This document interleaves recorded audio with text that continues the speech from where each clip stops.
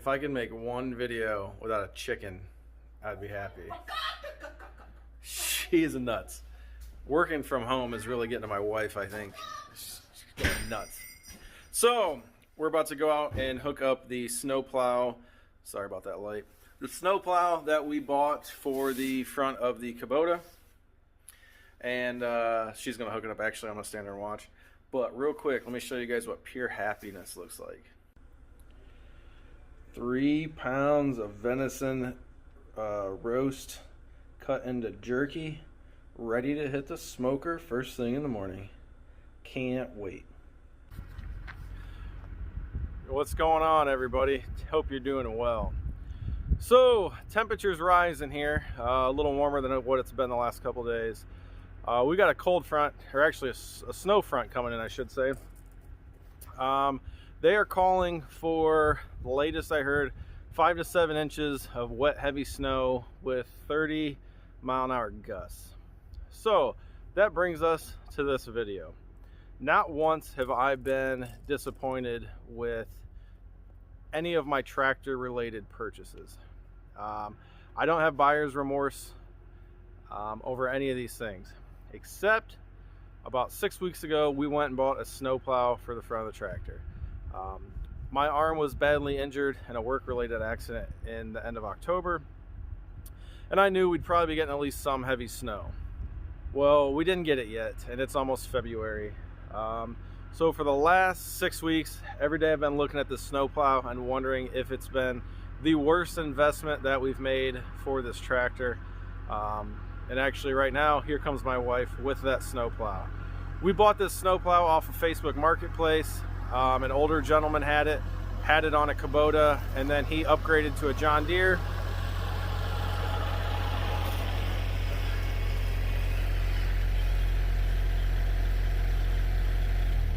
So I wouldn't say he upgraded to a John Deere, but he upgraded in size. He went from a smaller Kubota to a cab John Deere. If you know anything about the John Deere platforms, you know that you need their proprietary setup to switch implements on the front of your tractor. They do not use a skid steer quick attach, at least at the time of this video. They do not do that. So every day for 6 weeks, I walk outside, I see the snowplow sitting here, and I'm thinking to myself, man, was this a stupid purchase for this tractor? Finally, they're calling for some snow. So what that means is the verdict is still out. Maybe this is a great investment, maybe it's not. I will let you know at the end of this video. So real quick, we'll walk around, we'll show you what it looks like. It's not pristine by any means, and that's fine with me because I got it for a fantastic price. So here's a good side view, kind of what I was talking about. They modified the original truck mount, moved in a little closer, and they put, if you can see right here, this is usually your skid steer quick attach plate. A lot of guys weld directly to that. This is more of an open style, and there is, I believe, 2x2 tubing that goes all the way around for extra structural support. There's a chain in the middle for adjustment.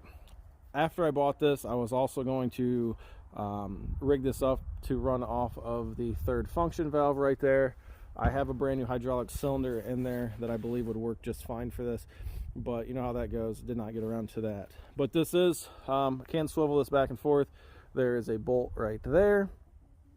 Trip springs look good, still got both feet, and the plow is pretty solid. I'm assuming this is probably from the 80s, if not earlier. And there's a few rust spots through, and I've already talked to Robert Zucker from Zook's Welding. If you guys aren't familiar with his products, go check those out. I got some videos on them. Personal friend of mine, I've known Robert, geez, long time, and he said just get this plow over to him and he would rework it, and we'll paint it, get it looking like brand new. But all right, obviously here's the front of the plow. You can see right over here, that tiny bit right there, it's rusted through right there. That's just the skin, not a big issue. The rest of it's pretty solid. And then right there is a little bit of rust through. But I'm pretty happy with that. So let's talk about price. I've seen a lot of these online that already are hooked up for tractors going for, oh geez, let me think. What did I see? Usually about $1,000. It's kind of what I found for one that's not all beat to hell. About $1,000, all the way up to $1,500 with the tractor mount. There's a lot of plows out there with the truck mounts, and those are even more. I did also find a lot of these plows that people wanted $500 just for the plow without the mount.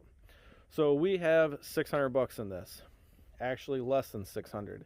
The guy was asking $600. I talked to David. He thought that was a fantastic deal for what this was, knowing that needed a little bit of work. So I ran down there, asked the guy if he'd take any less, and he said, we can negotiate when you get down here, and that's always fantastic with me. So we got down there. He goes, I got a deal for you. I go, what's that? He goes, I got a second plow that belonged to a family member that was there. Still had the truck hookup on it. Did not have the skid steer quick attach plate on it. And he goes, $600, you get both plows. I looked at my dad. My dad rode down with me, and also my wife. And she's like, you know, you were already prepared to spend the $600. I'm sure you can make some money on the second plow. So got the second plow home, which was actually a 6-footer, I believe. And the truck mount was a little different. And ended up selling that one. So on the fence, I'm still trying to decide if this was a smart investment or not, but we'll let you know as soon as we know. But so far, the tractor doesn't have any problem lifting it up. I know the biggest problem with a plow, these tractors don't have a lot of weight in the front, is they'll kick the front end over. So we'll just see how it does.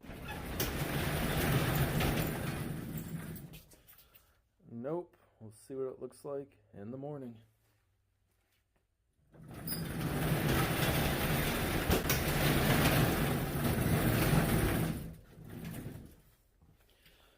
Well, we got about 3 inches last night. There's a few drifts around that are close to 6 inches.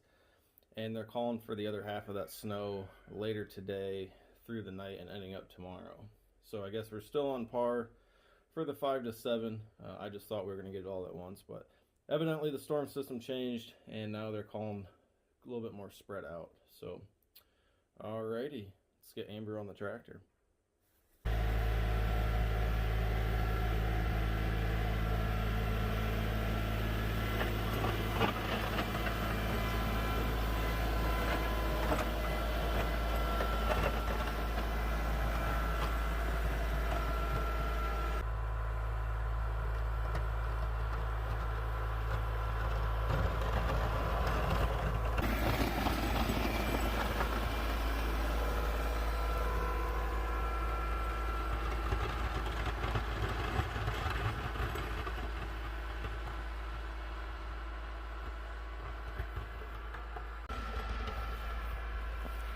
All right, I'll admit it.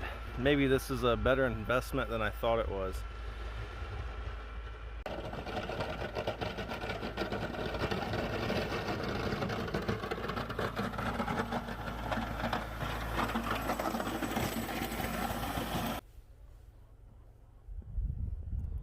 What's your snowman's name? Oh, I can't wait to see it. Is it a man? But is it a man?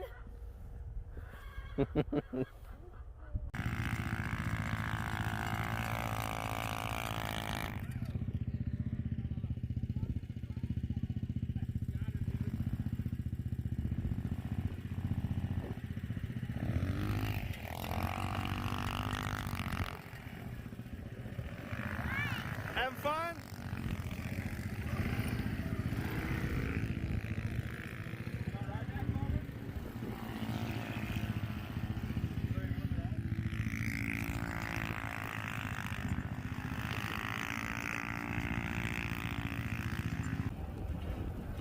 Now this is sledding. You go down to the bottom of the hill, and the other kid brings you up on a snow machine.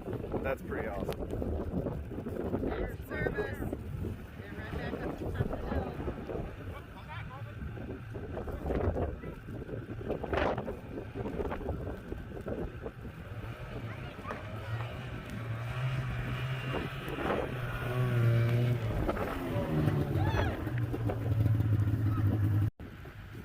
Send them.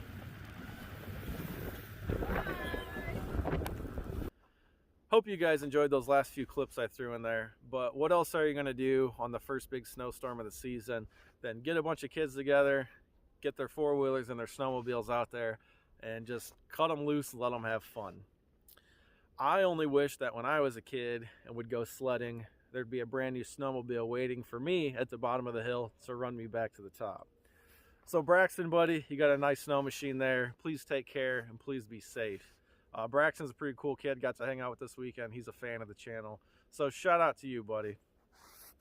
So, oh, can't forget about Colt.